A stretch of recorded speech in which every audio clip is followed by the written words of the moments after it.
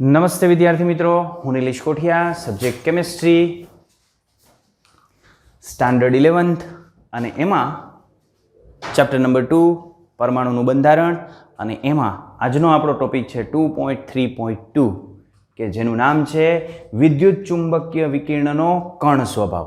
આપણે આના પહેલાં તરંગ સ્વભાવની વાત કરી હતી, હવે આપણે કણ સ્વભાવની વાત કરશું અને આ આપણા ચેપ્ટરનો 11મો વિડીયો છે.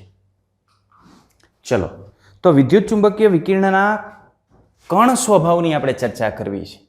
તો વિદ્યુત ચુંબકીય વિકિરણનો કણ સ્વભાવ, particle nature of electromagnetic radiation. તો આજે આપણે ચર્ચા કરવાની છે પાર્ટિકલ નેચરની. ઓકે, ચલો જુઓ. હવે વિદ્યુત ચુંબકીય વિકિરણ છે ને, વિદ્યુત ચુંબકીય વિકિરણ એ વિદ્યુત ચુંબકીય વિકિરણના બે સ્વભાવ હોય. એમાં એક સ્વભાવ હોય તરંગ સ્વભાવ, અને આ તરંગ સ્વભાવ જે છે એ વિવર્તન અને વ્યતિકરણ, આ બે જે ઘટના છે વિવર્તન અને વ્યતિકરણ, એ તરંગ સ્વભાવનું અનુમોદન કરે છે.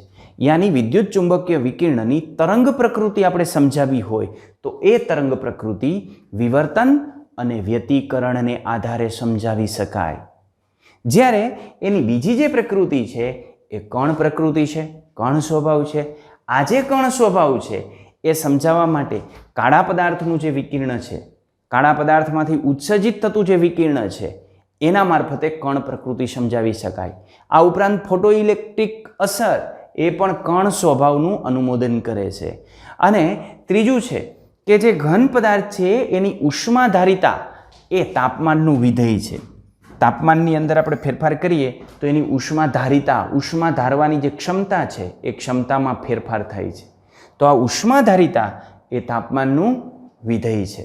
હાઇડ્રોજન સંદર્ભમાં રેખા વર્ણપટ, યાની હાઇડ્રોજન પરમાણુનો જે પરમાણ્વીય વર્ણપટ મળે છે એને આપણે રેખીય વર્ણપટ કહીએ છીએ, અને એ રેખીય વર્ણપટ પણ આપણે એની કણ પ્રકૃતિને આધારે સમજાવી શકીએ છીએ.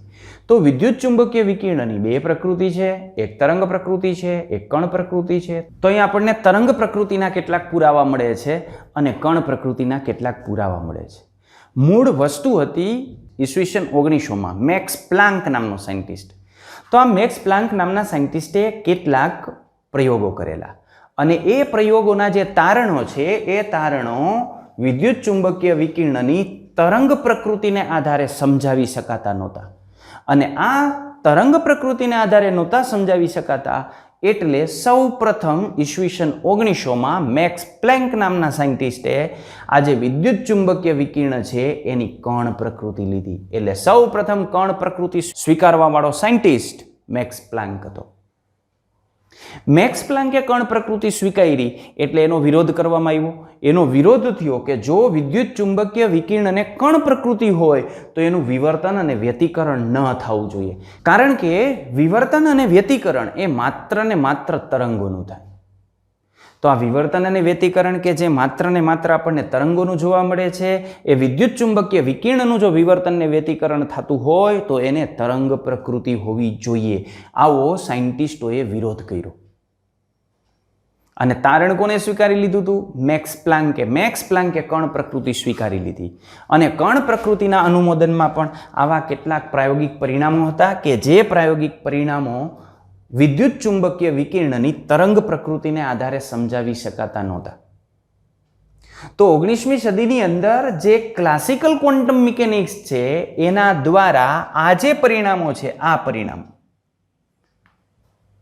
પરિણામો સમજાવી શકાતા નહોતા. તો પહેલા આપણે વાત કરી લઈએ વિવર્તન એટલે શું.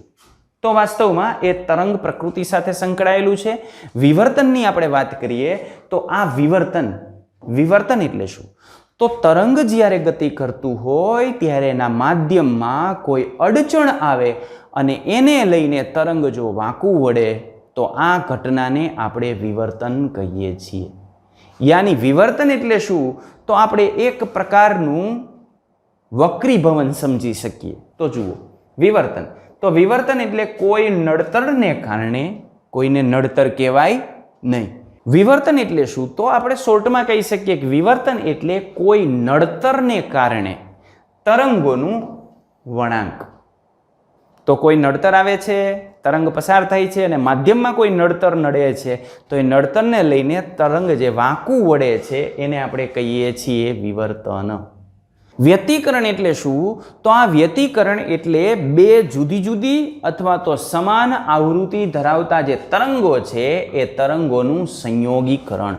તો આ તરંગોનું જે સંયોગીકરણ છે એ તરંગોના સંયોગીકરણને આપણે વ્યતિકરણ કહીએ છીએ. તો અહીં સંયોગીકરણ એટલે શું? તો સંયોગીકરણ આપણે કેવી રીતે કરશું? તો સંયોગીકરણ એટલે એનો આપણે બેઝિક સરવાળો કરશું. તો આ સંયોગીકરણની અંદર આપણે કરશું એનો બેઝિક સરવાળો. માનો કે એક તરંગ આમ છે, આ એક તરંગ છે અને બીજું તરંગ આમ જ છે સેમ, અને એનું સંયોગીકરણ થાય, આ બંનેને આપણે પ્લસ કરીએ તો એના સંયોગીકરણથી આપણને મળશે આમ. રેડી? ઓકે, આને કહેશું સંયોગીકરણ. બીજું, માનો કે આ જે નીચેનું તરંગ છે એ નીચેનું તરંગ આમ છે,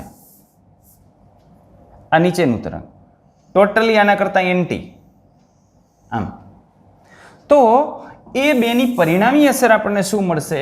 તો મે બી આમ મળી શકે, કારણ કે બંને એકબીજાનો વિરોધ કરે છે.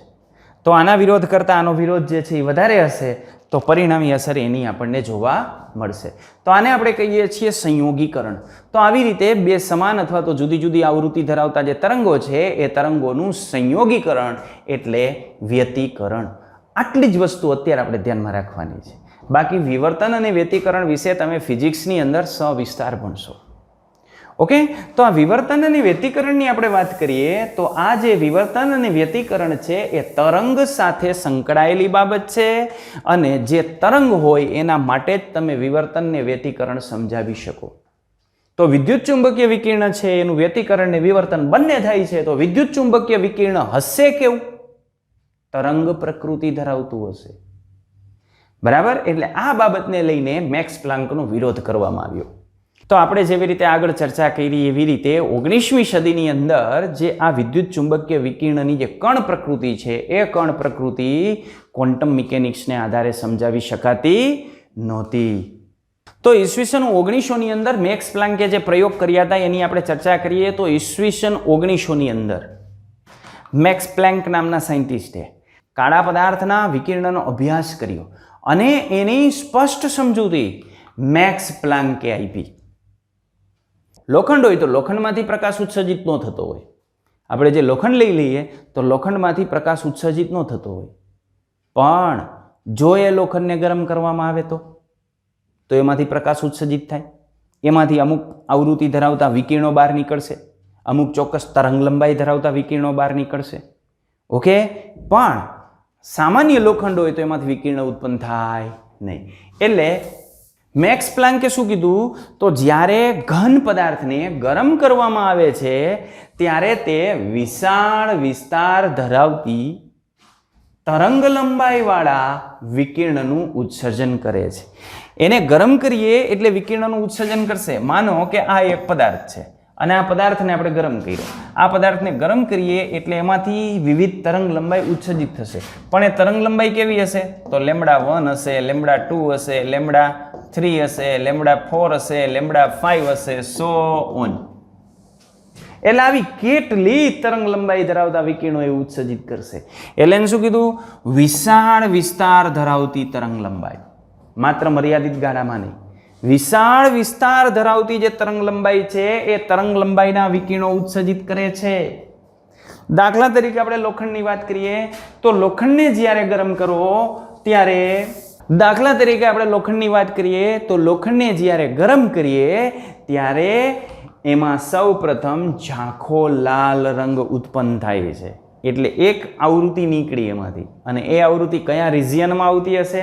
તો આછા લાલ રંગ, ડલ રેડ કલરની અંદર એ આવૃત્તિ આવતી હશે.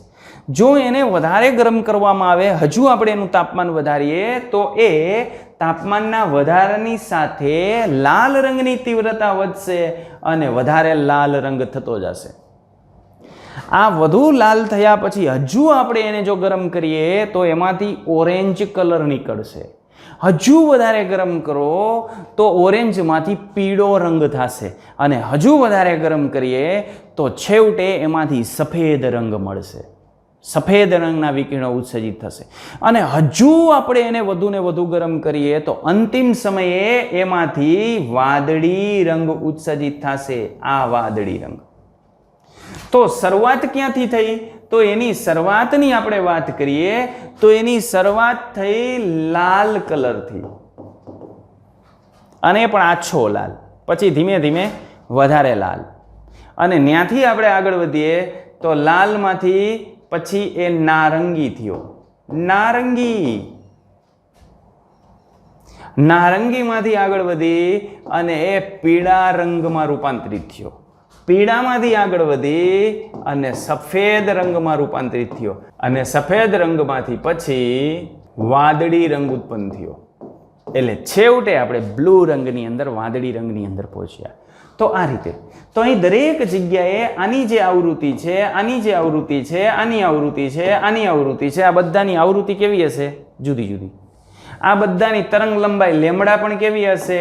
જુદી જુદી. આમાં લેમડા કોની વધારે હોય? આપણે એક ઉદાહરણ ગણી ગયા, ખબર છે ને, લાલ રંગ ને જાંબલી રંગ. તો લેમડા કોની વધારે હોય? તો લેમડા લાલ રંગની વધારે હોય. લાલ રંગની તરંગ લંબાઈ વધારે હોય, અને તરંગ લંબાઈ ઓછી હોય વાદળી રંગની. તો તરંગ લંબાઈની સાપેક્ષમાં આપણે કહીએ તો જેમ તાપમાન વધારીએ એમ ઉત્સર્જિત થતા વિકિરણની તરંગ લંબાઈ ઘટશે. અને જો આપણે આવૃત્તિની વાત કરીએ તો તરંગ લંબાઈ ને આવૃત્તિ તો એકબીજાના વ્યસ્ત હોય. ઓકે, તો જો આપણે આવૃત્તિની વાત કરીએ તો જેમ આપણે તાપમાનમાં વધારો કરીએ છીએ એમ એની સાથે સાથે આવૃત્તિની અંદર શું થશે? વધારો થશે. રેડી? તો આ રીતે આપણને આની અંદર જોવા મળશે. અહીં લોખંડમાં આપણે જેમ તાપમાનમાં વધારો કરીએ છીએ તેમ તાપમાનના વધારાની સાથે ઉત્સર્જિત થતા વિકિરણની આવૃત્તિ વધે છે અથવા તરંગ લંબાઈ ઘટે છે. તો આ રીતે તરંગ લંબાઈ અને આવૃત્તિ કોની? ઉત્સર્જિત થતા વિકિરણોની. એનો આધાર કેના ઉપર હોય? તાપમાન ઉપર. રેડી? આપણે સૂર્યનારાયણનો કલર જોઈએ તો સવારમાં સૂર્યનારાયણ જ્યારે પ્રગટ થતા હોય, આવતા હોય, બરાબર, સૂર્યોદય થતો હોય ત્યારે તમે એનો રંગ જુઓ.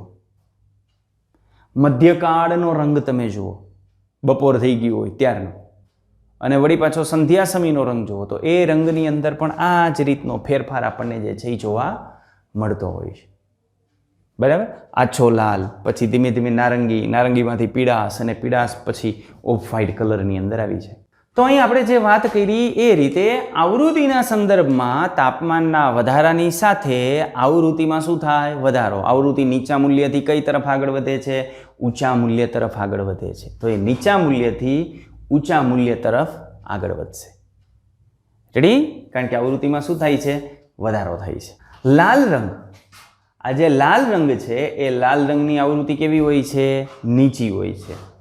જ્યારે વાદળી રંગની આવૃત્તિ ઊંચી હોય છે. એટલે તાપમાન આપણે વધાર્યું તો પહેલા લાલ રંગ આપણને મળતો હતો, પછી છેલ્લે વાદળી રંગ મળતો હતો, તો આવૃત્તિમાં શું થયો? વધારો. તો જેમ તાપમાનમાં આપણે વધારો કર્યો એમ આવૃત્તિમાં વધારો થયો. હવે એવા કેટલાક પદાર્થો હોય કે જે પદાર્થ બધા જ પ્રકારની આવૃત્તિનું શોષણ અને ઉત્સર્જન કરી શકતો હોય તો એવા પદાર્થને કાળો પદાર્થ કહેવાય. શું કહેવાય? કાળો પદાર્થ. કોને કાળો પદાર્થ કહેવાય? કે જે બધી જ આવૃત્તિનું ઉત્સર્જન અને શોષણ કરી શકતો હોય. શોષણ પણ બધીનું કરે અને ઉત્સર્જન પણ બધીનું કરી શકતો હોય એવા પદાર્થને આપણે કહીએ છીએ કાળો પદાર્થ.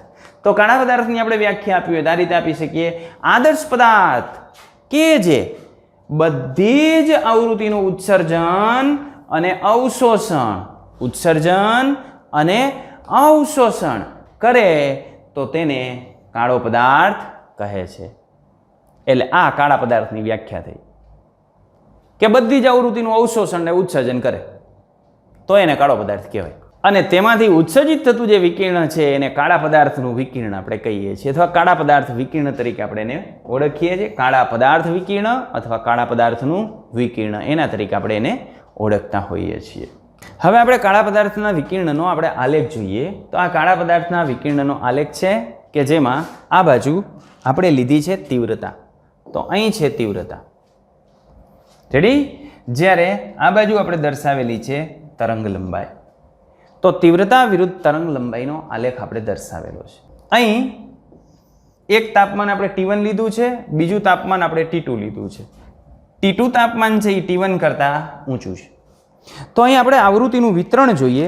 તો તરંગ લંબાઈની સાથે આપણે વાત કરીએ તો જેમ તરંગ લંબાઈ આમથી આમ ચાશું એટલે તરંગ લંબાઈ શું થશે? વધશે. તો જેમ આપણે જો અહીંયા તરંગ લંબાઈ વધી તરંગ લંબાઈ અહીં પહોંચ્યા. તો અહીં શરૂઆતમાં તીવ્રતા કેટલી હતી? આટલી. હવે તીવ્રતા કેટલી થઈ ગઈ? આટલી. રેડી? તો જેમ તરંગ લંબાઈમાં વધારો થયો એમ તીવ્રતામાં પણ શું થયો? વધારો. અને અહીં તમે જોઈ શકો છો કે આ બિંદુએ એની તીવ્રતા મેક્સિમમ થઈ ગઈ. અને પછી હવે તરંગ લંબાઈમાં આપણે વધારો કરશું તો એની તીવ્રતામાં શું થશે? ઘટાડો થશે. બરાબર? તો જેમ એની તરંગ લંબાઈ વધશે એમ તીવ્રતા વધશે, વધી અને મહત્તમ થશે. અને મહત્તમ થઈ ગયા પછી જો આપણે એની તરંગ લંબાઈમાં વધારો કરશું તો હવે તીવ્રતા ઘટશે. એટલે એનો જે આલેખ આવશે એ આવી રીતે વક્ર જેવો આવશે. રેડી? હવે બીજી એક વસ્તુની આપણે વાત કરીએ કે માનો કે આપણે તાપમાનમાં વધારો કરીએ તો શું થાય? અહીં હું 500 નેનોમીટર તરંગ લંબાઈ લઉં છું. તરંગ લંબાઈ કેટલી હોય? 500 નેનોમીટર. ઓકે? તો 500 નેનોમીટર અને જો તાપમાન T1 હોય તો એની તીવ્રતા કેટલી હોય? આટલી. અને જો તાપમાન T1 માંથી વધારી અને આપણે T2 કરી નાખીએ તો T2 તાપમાને એની તીવ્રતા કેટલી થઈ જાય? આટલી. તો જો તરંગ લંબાઈમાં આપણે કશું જ ફેરફાર કર્યો છે? ના. આ બંને કેસની અંદર આપણે તરંગ લંબાઈ તો કેટલી લીધી? તો લેમ્બડા ઇઝ ઇક્વલ ટુ આપણે લીધી છે 500 નેનોમીટર. ઓકે? તો આ તો આપણે 500 નેનોમીટર જ લીધી છે. પણ એ 500 નેનોમીટર હોવા છતાં અહીં તીવ્રતા આપણને આટલી મળે છે, અહીં તીવ્રતા આટલી મળે છે. તો આ તીવ્રતાનો આધાર કેના ઉપર છે? યસ, તાપમાન ઉપર. તરંગ લંબાઈ જો આપણે એ જ રાખીએ પણ તાપમાનમાં વધારો કરીએ તો એની તીવ્રતા વધે. એટલે અહીં જે તીવ્રતા છે એ તીવ્રતાનો આધાર છે કેના ઉપર? તાપમાન ઉપર. તરંગ લંબાઈ આપણે કેવી કરી નાખી? અચળ. અને જો તાપમાન અચળ કરી નાખીએ, માનો કે T2 તાપમાન માટે આપણે જે છે વિચારીએ, તાપમાન અચળ કરી નાખીએ તો તરંગ લંબાઈ જ્યારે 500 હોય ત્યારે આપણને આટલું મળશે અને જ્યારે એ 800 ની નજીક પહોંચે ત્યારે આટલું મળશે. બરાબર? તો ત્યારે એ કેના ઉપર આધારિત થઈ જાય છે? તીવ્રતા. તો તીવ્રતા તરંગ લંબાઈ ઉપર આધારિત થઈ જાય. તો આપણે આમ લખી શકીએ કે આ તીવ્રતા ઇઝ પ્રપોર્શનલ ટુ તરંગ લંબાઈ. પણ ક્યારે? અહીં શું હોય? અચળ તાપમાન. બરાબર? અને આવું આખા આલેખ માટે જોવા મળે છે? ના. અડધે સુધી આવું જોવા મળે. પછી લેમ્બડા સાથે મેક્સિમમ થઈ જાય પછી લેમ્બડાના વધારાની સાથે ઘટે. એટલે પછી આનો સંબંધ કેવો થઈ જાય? 1/λ. અહીં મહત્તમે પહોંચી જાય પછી એનો સંબંધ કેવો થઈ ગયો? 1/λ. રેડી? પણ આ જો તીવ્રતા છે એ તીવ્રતાનો આપણે તાપમાન સાથેનો સંબંધ જોઈએ તો ઓલવેઝ એ આપણને આમ જોવા મળે કે તાપમાનના કેવા પ્રમાણમાં હોય? સમપ્રમાણમાં. તાપમાન વધારો એટલે તીવ્રતા વધે. જો અહીં તીવ્રતા આટલી હતી, તાપમાન વધાર્યું તો તીવ્રતા આટલી થઈ. અહીં લેમ્બડા આટલી લઈએ તો અહીં તીવ્રતા આટલી હતી અને જો તાપમાન વધારીએ તો અહીં. એટલે આ દરેક કેસની અંદર આ આપણને લાગુ પડે કે તીવ્રતા છે ને એ તાપમાન ઉપર આધાર રાખે છે. અહીં લેમ્બડામાં કહી ન શકીએ સમપ્રમાણમાં છે કે વ્યસ્ત પ્રમાણમાં છે, કારણ કે અમુક ગાળા સુધી એ સમપ્રમાણમાં છે અને અમુક ગાળા પછી એ કેવા પ્રમાણમાં વહી જાય છે? વ્યસ્ત પ્રમાણમાં જાય છે. રેડી? તો આનો વહેંચણી વક્ર આપણે આવી રીતે દર્શાવી શકીએ. હવે જો આપણે આના વધુ ઉદાહરણ જોવા હોય તો બીજો એક આલેખ હું લેતો આવ્યો છું તમારા માટે આ રીતે. તો આ બીજો આલેખ છે. એમાં તાપમાન આપણે જાજુ લીધું છે. અહીં T1, અહીં T2, અહીં T3, અહીં T4. અને એનો ક્રમ શું છે? તાપમાન આપણે વધારતા ગયા છીએ. તો T1 કરતાં T2, T2 કરતાં T3 અને T3 કરતાં T4 કેવું છે? વધારે છે. આ બાજુ શું લીધું છે આપણે? Wavelength lambda. અને આ બાજુ શું લીધું છે? રો, તીવ્રતા, એનર્જીનું ડિસ્ટ્રીબ્યુશન. ઓકે, તો અહીં જે તીવ્રતા છે એ તીવ્રતામાં આપણે આ જ રીતનો આલેખ આપણને મળે છે. પણ એ માત્ર ને માત્ર આપણે 2 તાપમાન દર્શાવેલા હતા. અહીં આપણે કેટલા તાપમાન દર્શાવેલા છે? 4 તાપમાન દર્શાવેલા છે. અહીં આપણને શું મળે છે? મેક્સિમમ. પણ તાપમાન કયું? તો તાપમાન T4. અને તરંગ લંબાઈ કઈ? તો આ તરંગ લંબાઈ. તો અહીં સુધી આપણે જ્યાં સુધી વધારો કરશું લેમ્બડામાં તો ત્યાં સુધી તીવ્રતા વધશે અને પછી તીવ્રતા ઘટશે. રેડી? તો આ રીતે એનો વહેંચણી વક્ર આપણને જોવા મળે. તો આ છે એનો વહેંચણી વક્ર. તો કાળા પદાર્થમાંથી ઉત્સર્જિત જે વિકિરણ છે એ વિકિરણની આવૃત્તિની વહેંચણી એ માત્ર ને માત્ર આપણે જોઈએ તો તાપમાન પર આધારિત છે. કારણ કે તરંગ લંબાઈ ઉપર પણ આધાર રાખે છે, પણ એ તરંગ લંબાઈના ક્યાંક સમપ્રમાણમાં છે અને ક્યાંક એના વ્યસ્ત પ્રમાણમાં છે. એટલે આપણે કહીએ છીએ કે આવૃત્તિ વક્રની અંદર તે કેના પર આધાર રાખે છે? તાપમાન ઉપર આધાર રાખે છે. અને આપેલ તાપમાને ઉત્સર્જિત વિકિરણની જે તીવ્રતા છે એ તીવ્રતાની આપણે વાત કરીએ તો તરંગ લંબાઈના ઘટાડાની સાથે વધે છે અને મહત્તમ થાય છે. અને ત્યારબાદ તરંગ લંબાઈના ઘટાડાની સાથે ઘટવાનું શરૂ કરે છે. આપણે શું વાત કરી હતી? આપણે આ બાજુથી લીધું કે તરંગ લંબાઈ વધવાની સાથે વધે વધે વધે વધે વધીને મહત્તમ થઈ અને પછી ઘટતી જાય ઘટતી જાય ઘટતી જાય ઘટતી જાય. એને આલેખ આ બાજુથી ચાલુ કર્યો છે. તરંગ લંબાઈ આપણે ઘટાડીએ એટલે શું થાય? તો તરંગ લંબાઈ ઘટાડીએ એટલે ઘટાડાની સાથે વધે, ઘટાડાની સાથે મહત્તમ થાય, વધે મહત્તમ થાય, મહત્તમ થાય ને પછી વળી પછી શું થાય? ઘટતી જાય ઘટતી જાય ઘટતી જાય ઘટતી જાય. અને આ જે મેક્સ પ્લાન્કનો પ્રયોગ હતો એ પ્રયોગના જે પરિણામો છે એ પ્રયોગના પરિણામો પ્રકાશના તરંગ સિદ્ધાંતને આધારે યાની કે એની તરંગ પ્રકૃતિને આધારે સંતોષકારક રીતે સમજાવી શકાયા નહીં. એટલા માટે મેક્સ પ્લાન્કે આ જે પ્રકાશ છે એની કેવી પ્રકૃતિ લીધી? કણ પ્રકૃતિ. એને લઈને મેક્સ પ્લાન્કે એવું સૂચવ્યું કે પરમાણુ કે અણુ જે ઉર્જાનું ઉત્સર્જન અથવા અવશોષણ કરે છે એ અસતત રીતે જથ્થામાં કરે છે, સતત રીતે નહીં. યાની અહીં જે ઉત્સર્જન છે કે અવશોષણ છે એ કેવું છે? અસતત છે, સતત રીતે નહીં. સતત અને અસતત એ આપણે જે છે આના આગળના ટોપિકની અંદર જ્યારે હાઇડ્રોજન પરમાણુનો પરમાણુય વર્ણપટ સમજશું ને ત્યારે હું તમને સમજાવીશ કે વર્ણપટ સતત કોને કહેવાય અને વર્ણપટ અસતત કોને કહેવાય. તો આ સતત અને અસતતની આપણે ચર્ચા હાઇડ્રોજન પરમાણુના પરમાણુય વર્ણપટમાં કરશું. બરાબર? ત્યાં સુધી તમે ધ્યાનમાં રાખો કે પ્લાન્કે એવું કીધું હતું કે એ વર્ણપટ કેવો હોવો જોઈએ? એ જે ઉત્સર્જન થાય છે ઉત્સર્જન કેવું હોય? અસતત રીતે અને જથ્થામાં થતું હોય, સતત રીતે ન થતું હોય. બરાબર? ચલો, આ ઉર્જાનું ઓછામાં ઓછું સ્વરૂપ કે જે શોષાય છે અથવા તો ઉત્સર્જિત થાય છે તેને પ્લાન્કે ક્વોન્ટમ નામ આપ્યું. ક્વોન્ટમ. ક્વોન્ટમ એટલે શું? તો ઉર્જાનું એવું ઓછામાં ઓછું સ્વરૂપ કે જે ઉત્સર્જિત થાય છે અથવા તો અવશોષિત થાય છે. અને સાથે સાથે એને ગણતરી કરી કે આ જે ક્વોન્ટમ છે એની ઉર્જા E તેની આવૃત્તિના સમપ્રમાણમાં હોય છે. યાની એને કીધું કે E ઇઝ પ્રપોર્શનલ ટુ આવૃત્તિ ન્યુ. ઓકે, એમાં એને મેક્સ પ્લાન્કનો અચળાંક મૂક્યો યાની E is equal to h new, કે જ્યાં h ને આપણે સપ્રમાણતા અચળાંક કહીએ છીએ અને આ સમીકરણ મેક્સ પ્લાન્કે મેળવ્યું હતું એટલે એને h ને આપણે પ્લાન્કનો અચળાંક કહીએ છીએ. અને આ અચળાંકનું મૂલ્ય 6.626 into 10⁻⁻34 જૂલ ઇન્ટુ સેકન્ડ. તો આ E પ્રપોર્શનલ ટુ ન્યુ એને કીધું અને એના ઉપરથી એને જે છે અહીં મૂક્યું સપ્રમાણતા અચળાંક યાની E is equal to h new. તો આને કીધું h. અહીં h સપ્રમાણતા અચળાંક છે જેને આપણે પ્લાન્કનો અચળાંક કહીએ છીએ અને એની કિંમત આટલી હોય છે. જો આને તરંગ લંબાઈ લેમ્બડા સ્વરૂપે લેવું હોય તો આપણને ખબર છે ન્યુ ઇઝ ઇક્વલ ટુ આપણે શું લખતા? c upon lambda.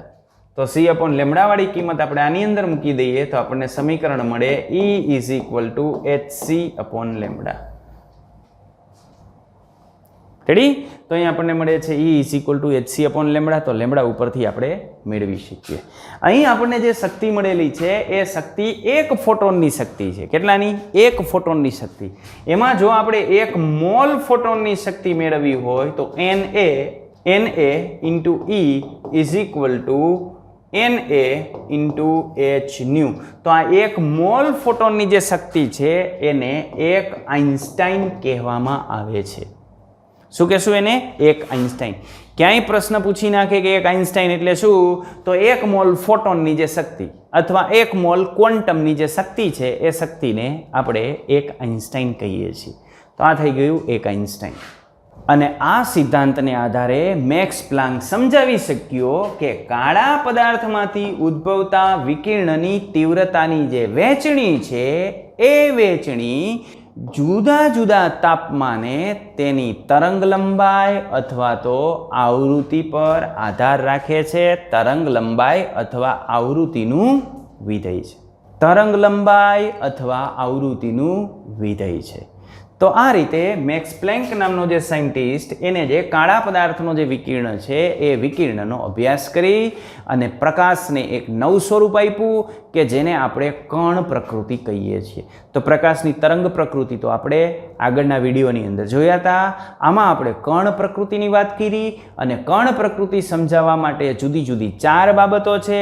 એમાંની એક કાળા પદાર્થનું વિકિરણ એની ચર્ચા આજે આપણે કરી. ફોટો ઇલેક્ટ્રિક જે અસર છે એ ફોટો ઇલેક્ટ્રિક અસર પણ ક્વોન્ટમ મિકેનિક્સને આધારે યાની એ પણ વિદ્યુત ચુંબકીય વિકિરણની કણ પ્રકૃતિ સમજાવે છે. પણ એની ચર્ચા આપણે આના પછીના વિડીયોની અંદર કરશું. ઓકે, જય ભારત, જય Hind. Thank you. Like, share and subscribe.